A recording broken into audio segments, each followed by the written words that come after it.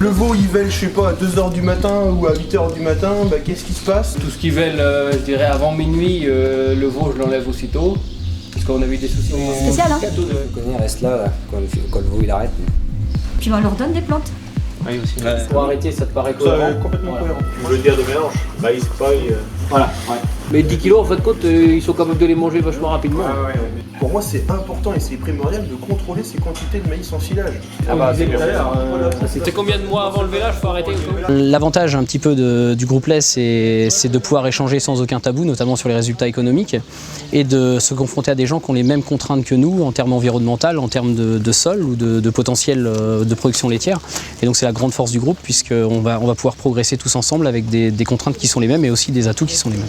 Chacun maîtrise, je dirais, certains points dans son domaine et nous on peut maîtriser des choses, des fois un volet qu'on peut moins bien maîtriser, eux peuvent bien le maîtriser, enfin, c'est vraiment l'échange d'informations sur ces choses-là, quoi.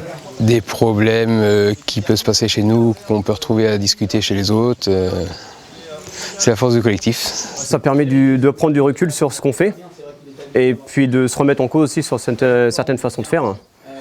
Et donc d'évoluer nos pratiques, quoi. Être dans le questionnement et pas avoir peur de poser des questions à chacun, même les questions qui peuvent déranger. Enfin, du coup, ça amène des réponses et du coup, ça amène la discussion. Enfin, c'est important d'avoir cette dynamique-là, quoi. Et il faut être capable certaines années de pouvoir être opportuniste et de faire de la fauche précoce. Je pense que l'exercice physique des vaches est meilleur. J'ai pas eu de problème de pied. Plus t'as de MAT, moins t'as de sucre. Oui, il faudra trouver des solutions alternatives. Ouais. Comment tu conserves un fourrage à 40-45 de matière sèche en silo Là, sur un micro-conservateur d'analyse, ça va pas. Il y a une marge de progression aussi à ce niveau-là. La journée, elle commence à 10h, elle se termine à 17h.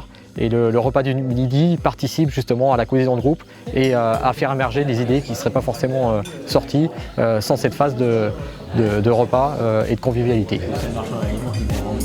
Il faut tout faucher et recouper les en un. Et en mettant ça sur toute la largeur. Là j'ai déjà fait 55 hectares de fauche. Mais je vous dis ça, c'est parce que c'est pour que vous en souveniez quand vous allez sur le kilo la prochaine fois. Qui arrive à en faire en bio parce que pour moi la semée sans la désherber c'est quasiment impossible. Impossible. Enfin, ça fait partie des itinéraires techniques, mais c'est la base, hein. C'est comme sur la matière sèche sur les fourrages tout à l'heure. En général, ce dont on s'aperçoit, c'est que plus les agriculteurs se côtoient dans un groupe, et plus ils ont envie de se revoir. Donc plus on connaît les exploitations, et plus on a envie d'échanger et d'aller voir un petit peu creuser plus loin par rapport à chacun des systèmes d'exploitation. On avait la chance dans le groupe d'avoir des personnes avec des systèmes très différents. Et donc on a pu bien échanger là-dessus. Moi, au sein du groupe, j'attends plus de l'échange interne que peut-être que des animateurs en eux-mêmes, même si c'est un fil conducteur.